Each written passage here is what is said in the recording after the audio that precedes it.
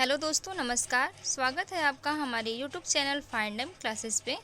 तो दोस्तों, कैसे हैं आप सब? उम्मीद है आप सब बहुत ही अच्छे होंगे। दोस्तों, हम पढ़ रहे हैं नंबर सिस्टम और नंबर सिस्टम की ये चौथी क्लास है। अगर आपने इसकी पिछली क्लास को नहीं देखा है तो आप हमारे चैनल पे जाके देख सकते हैं, ताकि ये क्लास आपको और अच्छे से समझ में आए। तो चलिए शुरू करते हैं आज की क्लास। आज की क्लास की शुरुआत करेंगे हम अभाज्य संख्या से।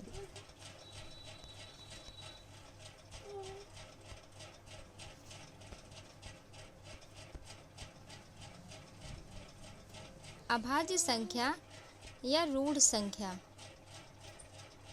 रूढ़ संख्या, और इसे हम इंग्लिश में कहते हैं प्राइम नंबर। Prime number. दोस्तों, अभाज्य संख्या की परिभाषा क्या होती है? वे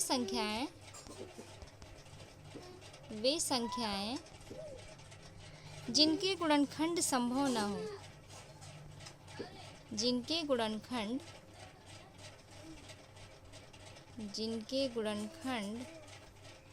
संभव न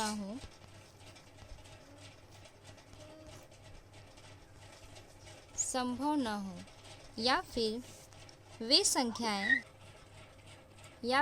संख्या जिनमें का भाग जाए, स्वयं का भाग जाए,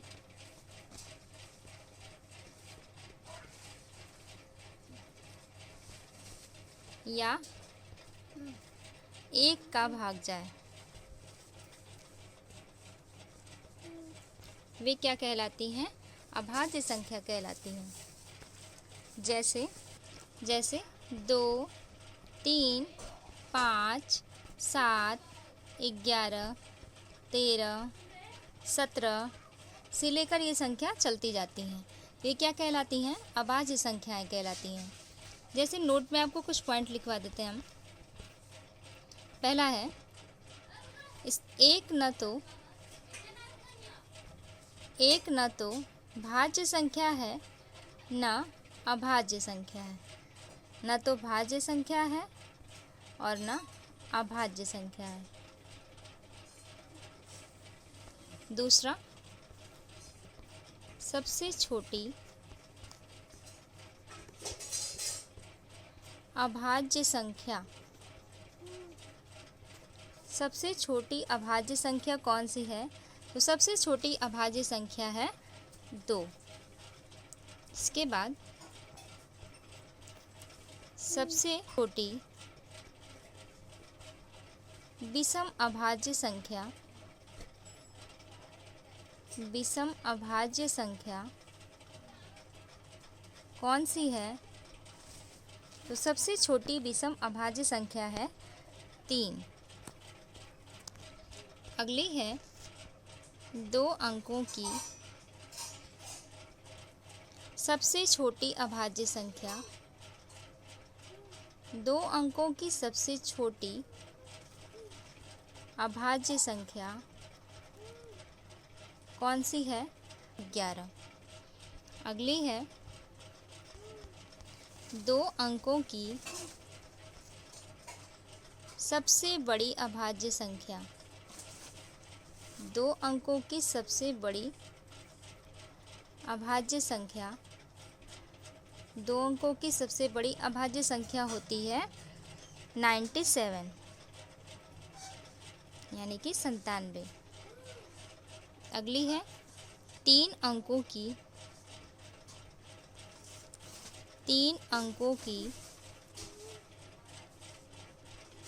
सबसे बड़ी अभाज्य संख्या। सबसे बड़ी अभाज्य संख्या। तो 3 अंकों की सबसे बड़ी अभाज्य संख्या होती है 997, यानी कि 997।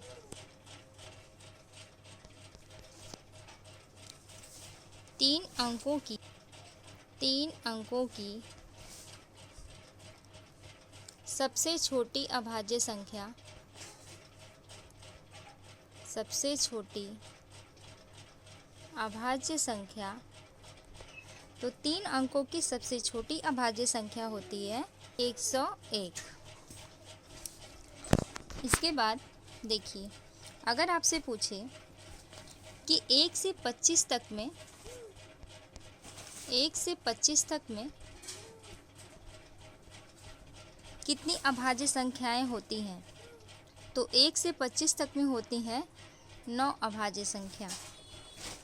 अगला, 1 से 30 तक में कितनी अभाज्य संख्या होती हैं, तो 1 से 30 तक में कुल अभाज्य संख्या होती हैं 10। अगला, 1 से 50 तक में कितनी अभाज्य संख्या होती है, तो 1 से 50 तक में होती हैं कुल 15 अभाज्य संख्या। अगली है 1 से 75 तक में 1 से 75 तक में कितनी अभाज्य संख्या होती है, तो 1 से 75 तक में होती हैं 21 अभाज्य संख्या। अगली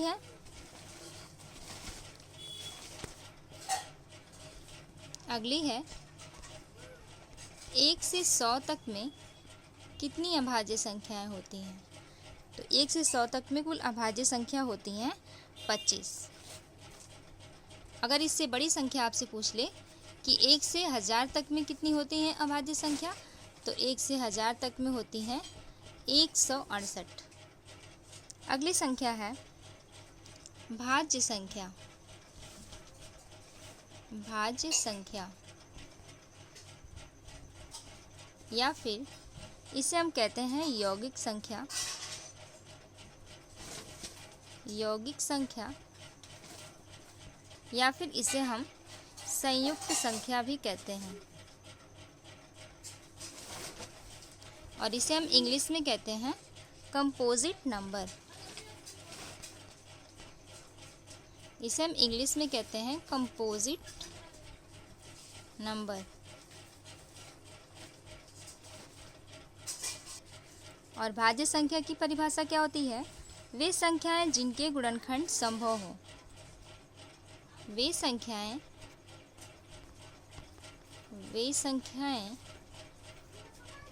जिनके गुणनखंड संभव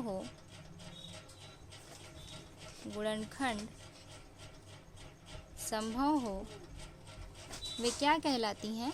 भाज्य संख्याएं कहलाती हैं।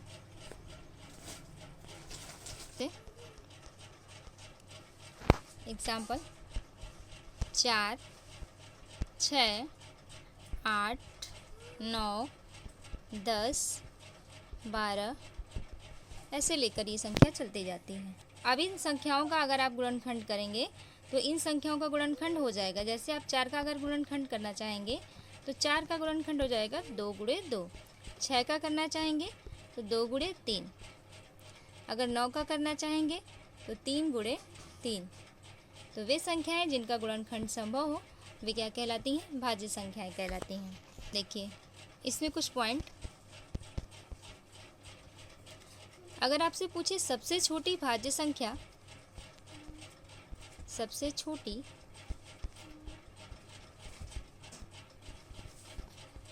भाज्य संख्या कौन सी है, तो सबसे छोटी भाज्य संख्या होती है 4। दूसरा, सबसे बड़ी विषम भाज्य संख्या,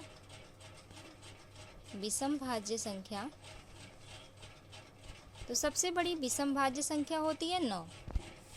अगला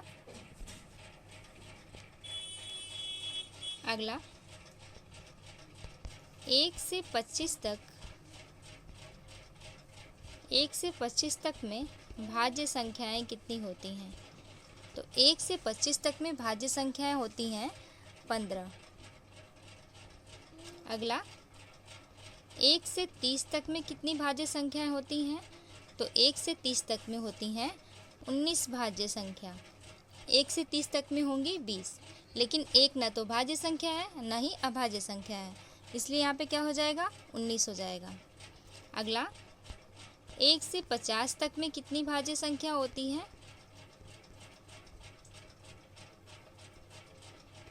तो 1 से 50 तक में हो जाएंगी 34 भाज्य संख्या। अगला 1 से 75 तक में कितनी भाज्य संख्या होती है? तो 1 से 75 तक में होती है 53 भाज्य संख्याएं। अगला 1 से 100 तक में कितनी भाज्य संख्याएं होती हैं? तो 1 से 100 तक में होती हैं 74 भाज्य संख्या। इसके बाद है सहअभाज्य संख्या। सहअभाज्य संख्या। सहअभाज्य संख्या और इसे हम इंग्लिश में कहते हैं को-प्राइम नंबर। Co-prime number. देखिए, सहअभाज्य संख्या की परिभाषा क्या होती है? तो वे संख्या युग्म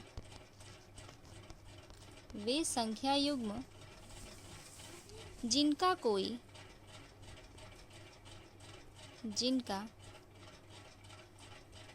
कोई उभयनिष्ठ गुणनखंड न हो। उभयनिष्ठ गुणनखंड न हो। उभयनिष्ठ गुणनखंड यानी कि कॉमन फैक्टर,